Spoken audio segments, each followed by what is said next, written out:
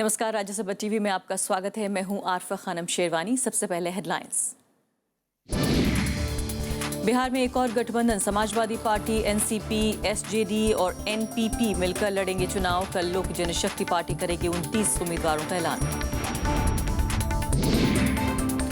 दिल्ली में डेंगू से हाहाकार, अब तक 15 की मौत, 2000 से ज्यादा पीड़ित। हाईकोर्ट ने सरकार से मांगा जवाब। लंबित टैक्स विवादों का जल्द होगा निपटारा, वित्त मंत्री अरुण जेटली ने दिया भरोसा। कारोबार को सरल बनाने के लिए उठाए जाएंगे कदम। नेपाल में नया संविधान मंजूर, 7 संघीय प्रांतों में बटेगा देश। रविवार से लागू होगा नया संविधान। और 8.3 तीव्रता के भूकंप से हिला चिली, अब तक 8 की मौत, भारी जानमाल का नुकसान।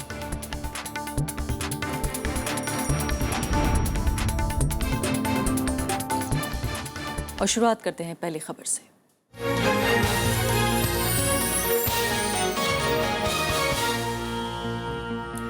नेपाल में रविवार से नया संविधान लागू हो जाएगा। संविधान सभा ने नए संविधान को मंजूरी दे दी है। नए संविधान के मुताबिक देश को 7 संघीय प्रांतों में बांटा जाएगा। वोटिंग के ऐलान के बाद संविधान सभा अध्यक्ष सुभाष नेमवांग ने सांसदों से शुक्रवार को दस्तावेज पर दस्तखत करने को कहा है। करीब 7 साल के लंबे इंतजार के बाद नेपाल की संविधान सभा ने भारी बहुमत से नए संविधान को मंजूरी दे दी। 601 सीटों वाली संविधान सभा में 25 के मुकाबले 507 वोटों से संविधान को पारित किया गया। नए संविधान में संघवाद और धर्मनिरपेक्षता को अपनाया गया है। इसके मुताबिक देश को 7 संघीय प्रांतों में बांटा जाएगा और इन सारे प्रांतों की सीमा भारत से लगी होगी। नेपाल की 3 प्रमुख पार्टियों ने, शुरू में मधेसी पार्टियों ने भी संविधान बनाने में सहयोग किया। सबकी इच्छा यही थी।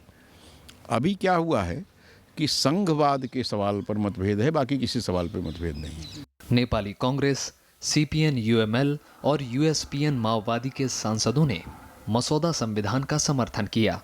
राजशाही के समर्थक राष्ट्रीय प्रजातंत्र पार्टी नेपाल से जुड़े 25 सांसदों ने विधेयक के विरोध में मतदान किया, जबकि छोटी पार्टियों के 60 सांसदों ने मतदान में हिस्सा नहीं लिया।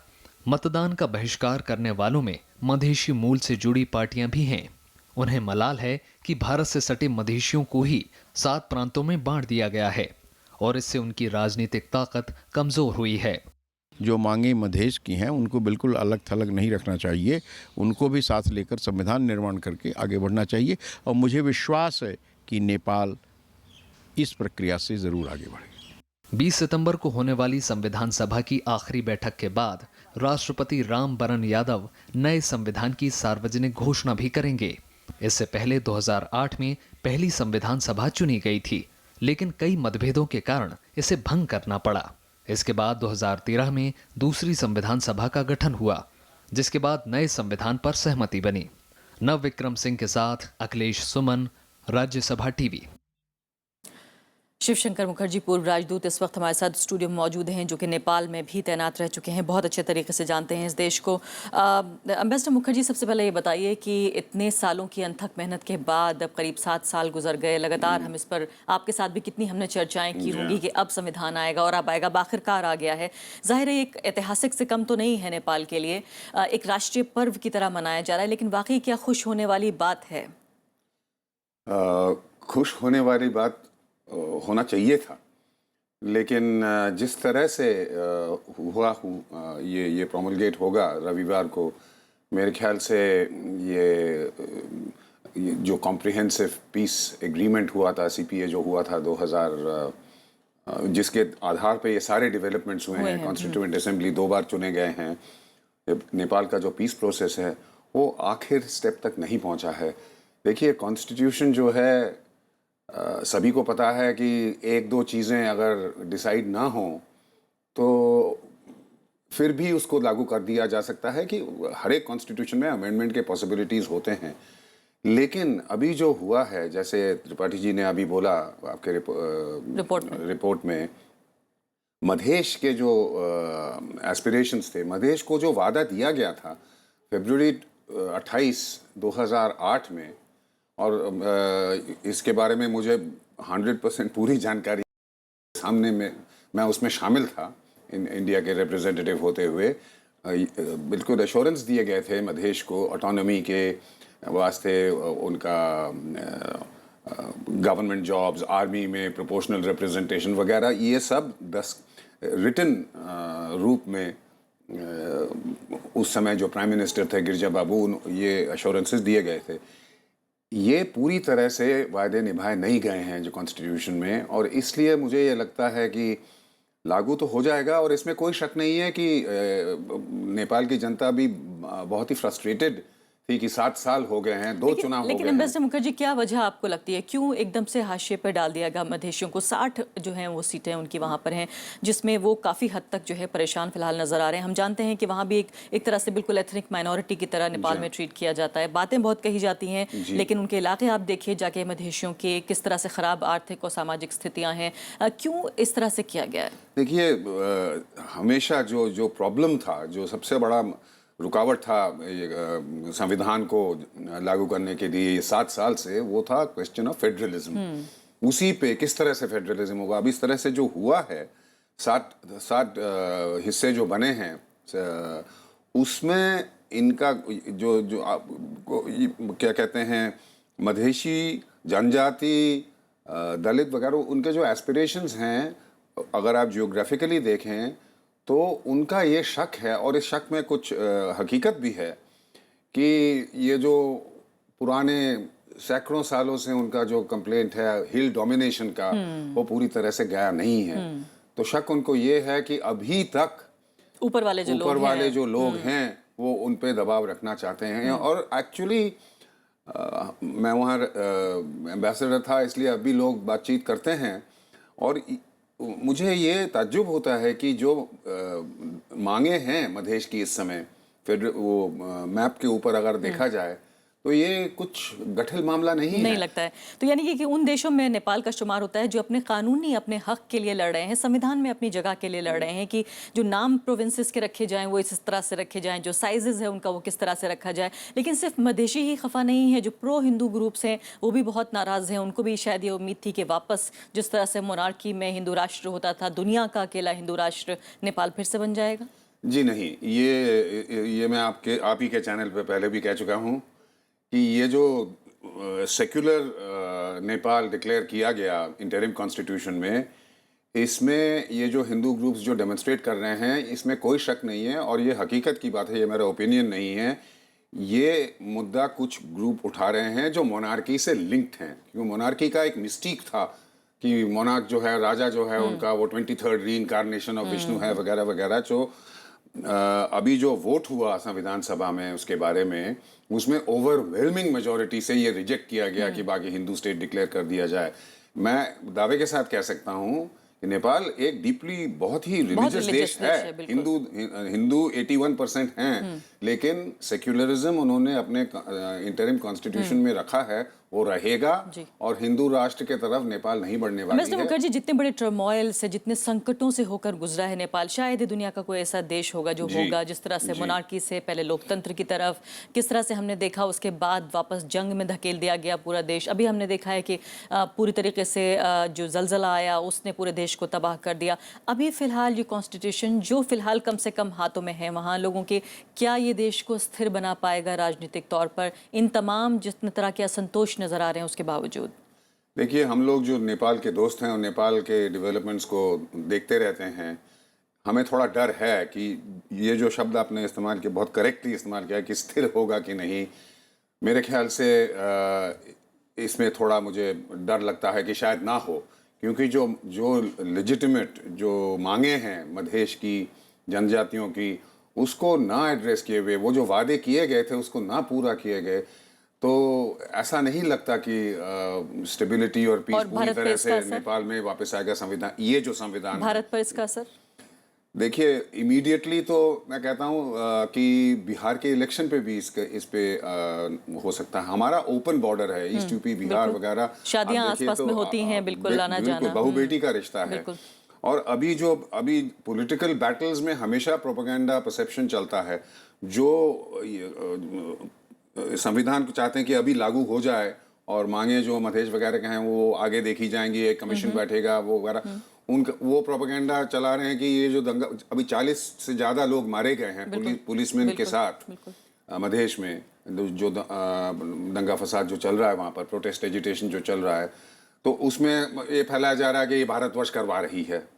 और दूसरी तरफ मांगे आ रही हैं कि भारतवर्ष क्यों नहीं अपना इन्फ्लुएंस यूज कर रही है इसको कम कराने, दोनों तरफ से ये बातें, और ये बिल्कुल प्रेडिक्टेबल है। लेकिन ये जो मांगे हैं ये चली नहीं जाएंगी, इसलिए अगर संविधान को लागू करने के पहले तो ठीक तरीके से लागू होना चाहिए था। जब इतना संघर्ष हुआ था, बिल्कुल मुमकिन है। समय बिल्कुल समाप्त हो गया है। जब इतना संघर्ष हुआ था तो शायद सबको अगर शामिल कर लिया जाता तो बेहतर होता, सबका देश नेपाल। बहुत बहुत शुक्रिया आपका शिवशंकर मुखर्जी। तो फिलहाल ये थी हमारी पहली खबर। फिलहाल एक छोटा सा ब्रेक।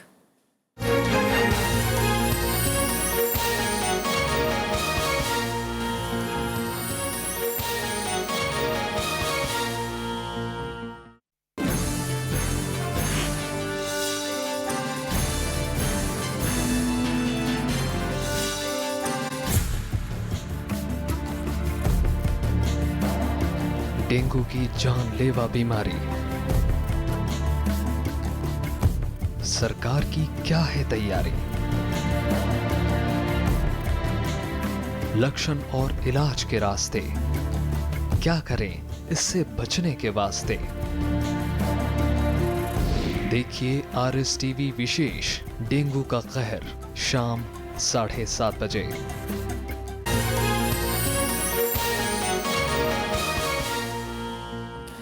और आइए बात कर लेते हैं बिहार विधानसभा चुनाव की।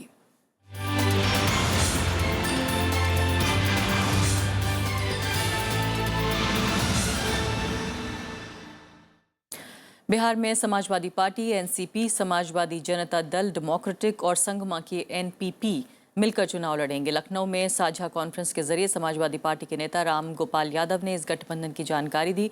उन्होंने इस गठबंधन को राज्य की जनता के लिए लालू नीतीश कांग्रेस के महागठबंधन और NDA का विकल्प करार दिया।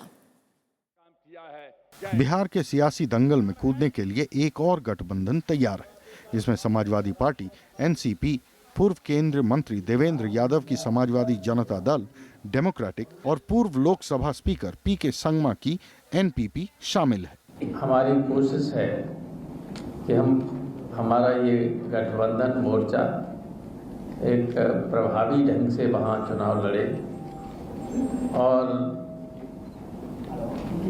एक ऑल्टरनेट के रूप में वहाँ सामने आए। जीतन राम मांझी की पार्टी से अलग हुए देवेंद्र यादव ने इस मोर्चे को बिहार के लिए तीसरा विकल्प बताया। शुक्रवार को पटना में इन दलों की बैठक होगी, जिसमें पहले दौर के उम्मीदवारों पर फैसला किया जाएगा। बिहार को एक नया विकल्प मिलेगा पहली बार, और वो भी समाजवादी विचारधारा को मजबूत करते हुए समाजवादी एक धारा बनी गया है, बहुत मजबूत शक्ल में ये धारा है। राम गोपाल यादव ने इस मोर्चा के जरिए NDA को फायदा पहुंचाने के आरोपों को निराधार बताया। हाल ही में RJD से अलग हुए रघुनाथ झा भी औपचारिक तौर पर समाजवादी पार्टी में शामिल हो गए। Bureau report, Rajya Sabha TV। Bihar विधानसभा चुनाव के लिए उम्मीदवारों की सूची तैयार करने के लिए दिल्ली से लेकर पटना में पार्टियों की बैठकों का दौर जारी है। आज दिल्ली में LJP के संसदीय बोर्ड की बैठक हुई। इसमें LJP के कोटे की 40 में से 29 सीटों पर सहमति बन गई। कल LJP उम्मीदवारों की पहली सूची जारी करेगी पार्टी। इसमें पार्टी को पहले दौर में मिलने वाले सभी उम्मीदवार शामिल होंगे। पहले ही 43 उम्मीदवारों की सूची जारी कर चुकी है। तमाम बोर्ड के सदस्यों को इन 29 सीटों की जानकारी दी गई और साथ में ही संभावित प्रत्याशियों के नाम पर भी आज इस पर चर्चा हुई। ये सूची हम लोग की आज लगभग तैयार है। कल सुबह 10 बजे एक प्रेस वार्ता में खासतौर पर जो पहले चरण में जो सीटें पड़ती हैं उसमें संभावित, उसमें जो हम लोगों के लोक जनशक्ति पार्टी की तरफ से जो भी हमारे प्रत्याशी होंगे उनकी कल एक पहली सूची कल सुबह जारी कर दी जाएगी। और बिहार में जैसे जैसे मतदान की तारीख नजदीक आ रही है, सियासी बयानों का दौर भी तेज हो रहा है। वित्त मंत्री अरुण जेटली ने आज दिल्ली में कहा कि लोहिया की विचारधारा पर चलने का दावा करने वाले उनकी विरासत को अपमानित कर रहे हैं। जेटली का इशारा लालू नीतीश के कांग्रेस से हाथ मिलाने की तरफ था। आने वाले चुनावों में भारतीय जनता पार्टी असम में सरकार में आ सकती है, ये संभावना पहली बार बनी है। वित्त मंत्री अरुण जेटली ने दावा किया है कि NDA बिहार में सरकार बनाने में कामयाब होगी। दिल्ली में बीजेपी युवा मोर्चा के पंच क्रांति अभियान की शुरुआत करते हुए जेटली ने आरजेडी, जेडीयू और कांग्रेस के मेल पर निशाना साधा। लोहिया जी के नाम पर राजनीति करने वाले रोज शाम को 4 बजे एआईसीसी दफ्तर चले जाते हैं उनके साथ संयुक्त प्रेस कॉन्फ्रेंस करने के लिए। जो विरासत लोहिया जी ने छोड़ी थी इनके लिए, उस विरासत को इन्होंने अपमानित कर दिया। अरुण जेटली ने नीतीश के लालू से हाथ मिलाने पर भी चुटकी ली। उन्होंने कहा कि नीतीश ने विकास का मुद्दा छोड़ दिया है। जंगल राज को हराना है। आज उन्होंने उस जंगल राज को अपना लिया और अपने कंधों के ऊपर उठा दिया। जेडीयू ने जेटली का जवाब देने में देर नहीं की। बिहार को तो लोग लाइलाज मानते थे। बिहार के विषय में विकास की परिकल्पना नहीं की जाती थी, और वह विकास जब उठ रहा है उनको। दूसरा है कि उनकी दृष्टि में बड़ा फर्क है। गुजरात की आबादी के अनुसार ही बिहार की आबादी को देखना वो चाहते हैं। बिहार में पहले दौर का मतदान 12 अक्टूबर को होना है। ऐसे में सियासी दल एक दूसरे पर निशाना साधने का कोई भी मौका नहीं गंवा रहे। Bureau report, Rajya Sabha TV. Bihar के नवादा जिले में स्वास्थ्य सेवाओं की कमी बड़ा चुनावी मुद्दा है। जिले में सिर्फ एक सरकारी अस्पताल है जहां डॉक्टरों और दवाइयों की भारी कमी है। छोटी मोटी बीमारियों के इलाज के लिए भी पटना जाने के अलावा लोगों के पास कोई विकल्प नहीं है। बिहार के बेहद पिछड़े जिलों में शुमार नवादा में स्वास्थ्य सुविधाओं की हालत बेहद खस्ता है। 20 लाख की आबादी के लिए जिले में सिर्फ एक सरकारी अस्पताल है। राज्य सरकार की मुफ्त दवा योजना के तहत दवाओं की सूची तो दीवार पर लगी है, लेकिन काउंटर पर मामूली बीमारियों की दवा भी उपलब्ध नहीं। जिले में दूसरे प्राथमिक केंद्र हैं, लेकिन वहां भी डॉक्टर मौजूद नहीं होता। यहां तक कि मरीजों के लिए बने शौचालय पर भी ताला लटका है। दवाई नहीं है, जो बात है आप क्या कहें, वही सर दे दिया तो सर ले बाजार से लीजिए। जितना भी प्रभारी, जो भी डॉक्टर हैं, जो भी वरीय पदाधिकारी हैं, यहाँ सिर्फ साइन करना जानते हैं, मरीज को देखना नहीं जानते। सब सिस्टर पर ठेल देते हैं। सिस्टर क्या करेगी? स्वास्थ्य सेवाओं के अलावा नवादा में रोजगार और शिक्षा जैसी बुनियादी सुविधाओं की भी कमी है। पिछली बार नवादा की 5 विधानसभा सीटों पर जेडीयू और बीजेपी गठबंधन ने जीत हासिल की थी, लेकिन इस बार दोनों आमने सामने हैं। इस बार जेडीयू विकास के नाम पर सभी सीटों पर जीत का दावा कर रही है। पुराने हॉस्पिटल हैं, लेकिन हमारी सरकार ने इसको पास किया है। एक बड़ा हॉस्पिटल बन रहा है। ये 500, 200 या 300 करोड़ का ये है। बहुत बड़ा पैमाने पर जमीन अलॉट हो गई है। ये जल्द ही मतलब कि इस पर काम लगने वाला है। सभी जगह रोडें पर मिल गई, बिजली के तारे पर बिछ रही हैं, ट्रांसफार्मर मिला है, सिंचाई की योजना मिल गई है, नलकूप मिला है। तो जो भी चीजें हैं विकास का, ये 10 साल में माननीय नेता मुख्यमंत्री जी ने दिया है क्षेत्र में। नवादा की जनता बीमार है, लेकिन इससे सियासतदानों की सेहत पर कोई फर्क नहीं पड़ता। चुनावी शोर में जनता के मुद्दे हाशिए पर हैं। ओपीडी में डॉक्टर नहीं, दवा काउंटर में दवाइयां नहीं और मरीजों के साथ जानवरों जैसा सलूक। बिहार के नवादा जिले में स्वास्थ्य जैसी बुनियादी सेवाएं वेंटिलेटर पर हैं, लेकिन शासन प्रशासन को जनता की तकलीफों से कोई सरोकार नहीं। कैमरामैन राज ठाकुर के साथ प्रणव गोस्वामी, राज्यसभा टीवी, नवादा।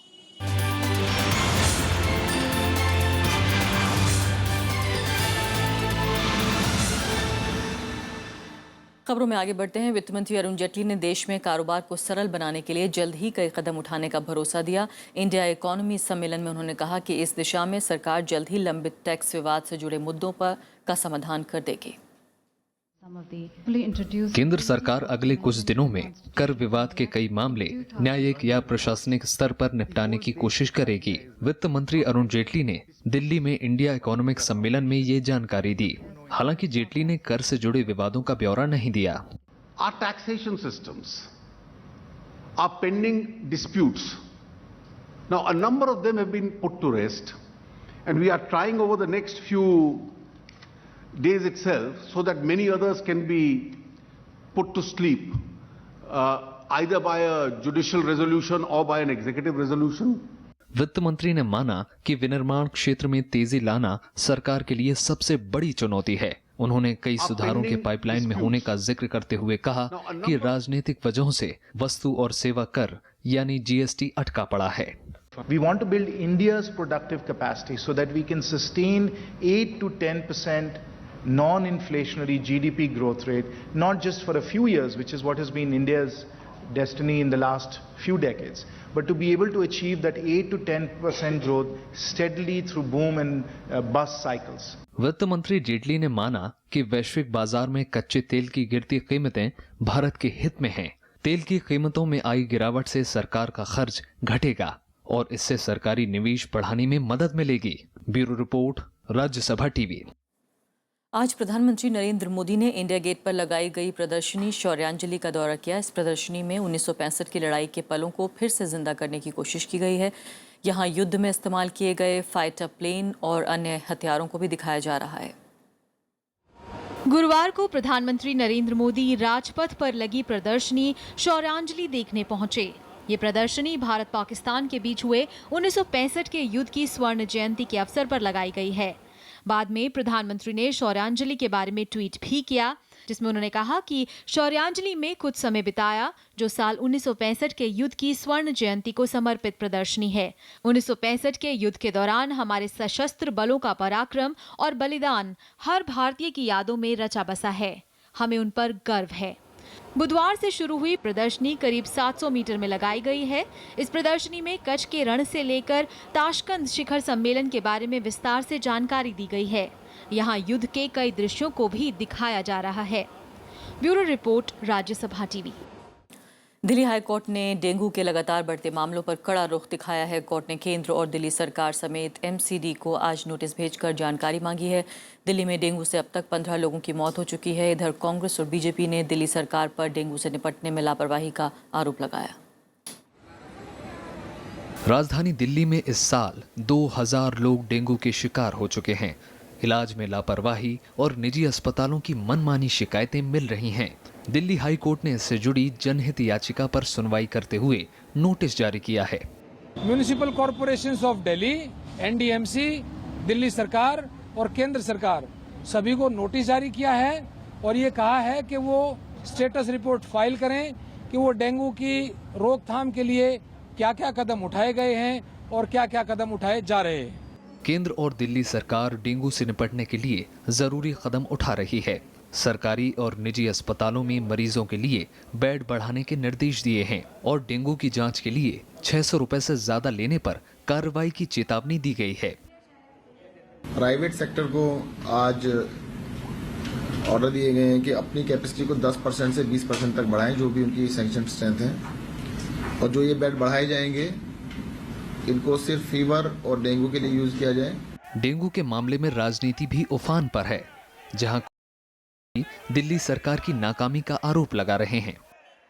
जब डेंगू और मलेरिया से लड़ने के लिए जो पैसा है, वो पैसा अगर खर्च नहीं करा जाएगा, वो पैसा अगर नहीं दिया जाएगा इस वक्त जिस वक्त सबसे ज्यादा जरूरत है, तो फिर उस पैसे को कब यूज किया जाएगा? तो ये सरकार की तरफ से असंवेदनशीलता है। जुलाई, अगस्त, सितंबर, अक्टूबर, ये 4 महीने ऐसे होते हैं जिसमें डेंगू के मच्छर पनपते ही पनपते हैं, जिसमें ये चीजें प्रॉब्लम्स आती ही आती हैं। आपने प्लानिंग क्यों नहीं करी फरवरी मार्च के बाद? सारे बेंचमार्क को झुठलाते हुए दिल्ली की सरकार ने बहुत मुस्तैदी से इस मोर्चे को संभाला है और सबके परिणाम हमारे और आपके सामने दृश्य हैं। राजधानी में डेंगू के टाइप 4 वायरस की पुष्टि एम्स की लैब रिपोर्ट में हुई थी। ये वायरस आमतौर पर भारत में नहीं देखा जाता। इंडियन मेडिकल एसोसिएशन ने लोगों से एहतियात बरतने की अपील की है। नव विक्रम सिंह, राज्यसभा टीवी। राजस्थान में एंटी करप्शन ब्यूरो ने भ्रष्टाचार के मामले में खनन विभाग के प्रमुख सचिव अशोक सिंघवी को आज गिरफ्तार कर लिया। बुधवार को एसीबी ने अतिरिक्त निदेशक पंकज गहलोत को 2.5 करोड़ रुपए की रिश्वत लेते हुए पकड़ा था। छापेमारी में अब तक 4 करोड़ 28 लाख रुपए बरामद हुए हैं और 6 लोगों को गिरफ्तार किया गया है। राजस्थान एंटी करप्शन ब्यूरो ने पूछताछ के बाद भ्रष्टाचार और रिश्वत के आरोपों में खनन विभाग के प्रमुख सचिव अशोक सिंघवी को गिरफ्तार कर लिया है। एसीबी ने बुधवार को उनके मकान और दूसरे ठिकानों पर छापामारी की थी। इससे पहले उदयपुर में खनन विभाग के अतिरिक्त निदेशक पंकज गहलोत और वरिष्ठ खनन इंजीनियर पुष्कर राज अमेटा को रंगे हाथों रिश्वत लेते गिरफ्तार किया गया था। इसके अलावा एक निजी चार्टर्ड अकाउंटेंट समेत 3 लोगों को भी गिरफ्तार किया गया है। 5 व्यक्ति गिरफ्तार हुए हैं और रिश्वत की राशि जो है वो 3 करोड़ 80 लाख, कुछ 4 1 लाख और 385 के करीब ये रिश्वत की राशि हो जाती है। आरोप है कि एक ठेकेदार ने 6 खदानों को दोबारा शुरू करने के एवज में अधिकारियों को भारी रकम रिश्वत दी। विपक्ष ने इस मामले में राज्य सरकार पर मिली भगत का आरोप लगाया है। बहुत बड़ा इसमें घपला है, इसके दस्तावेज हम लोग इकट्ठे कर रहे हैं और ये तो टिप ऑफ द आइसबर्ग है जो सामने आया है, लेकिन इस बात को ये प्रदर्शित करता है कि किस प्रकार भ्रष्टाचार खान विभाग में इतना व्यापक हो चुका है और सरकार इसमें मौन बैठी हुई है। तो निश्चित रूप से इस प्रकार के जो जघन्य अपराध टाइप जो चल रहा है उसको रोकने के लिए मुस्तैदी से कार्रवाई करनी चाहिए। जिन लोगों ने भी की वो वास्तव में एक तरह से धन्यवाद के पात्र भी हैं और सरकार को भी चाहिए कि उनको अप्रिशिएट करें। भ्रष्टाचार निरोधक ब्यूरो की कार्रवाई ने राजस्थान के खनन विभाग में जारी भ्रष्टाचार की पोल खोल दी है। गिरफ्तार अधिकारियों से पूछताछ जारी है। राज्य सरकार भी अधिकारियों पर कार्रवाई करने की तैयारी में है। Bureau report, Rajya Sabha TV. Chile में आए जबरदस्त भूकंप में मरने वाले लोगों की तादाद बढ़कर 8 हो गई है। जान माल के भारी नुकसान की खबरें आ रही हैं। भूकंप के असर को देखते हुए 10 लाख लोगों को सुरक्षित स्थानों पर भेजना पड़ा। बुधवार रात को चिली में 8.3 की तीव्रता का भूकंप आया। राजधानी सैंटियागो से करीब 228 किलोमीटर दूर उत्तर पश्चिम तटीय इलाकों में आए भूकंप का केंद्र सतह से 10 किलोमीटर अंदर था। इसके बाद देश के पूरे प्रशांत तट पर सुनामी की चेतावनी जारी करनी पड़ी। हालांकि सुनामी के अलर्ट को आज वापस ले लिया गया है। बाद में भी भूकंप के कई झटके महसूस किए गए। इस साल का ये दुनिया का सबसे तीव्र भूकंप था, जबकि चिली के इतिहास का 6ठा सबसे ज़बरदस्त भूकंप था। सावधानी बरतते हुए आज देश के ज़्यादातर हिस्सों में स्कूल बंद कर दिए गए। चिली के भूकंप को देखते हुए न्यूजीलैंड समेत प्रशांत महासागर के कई देशों में सुनामी की चेतावनी जारी की गई। सैंटियागो में कई इमारतों को काफ़ी नुकसान पहुंचा है। इसी के साथ अभी के लिए इतना ही। नमस्कार।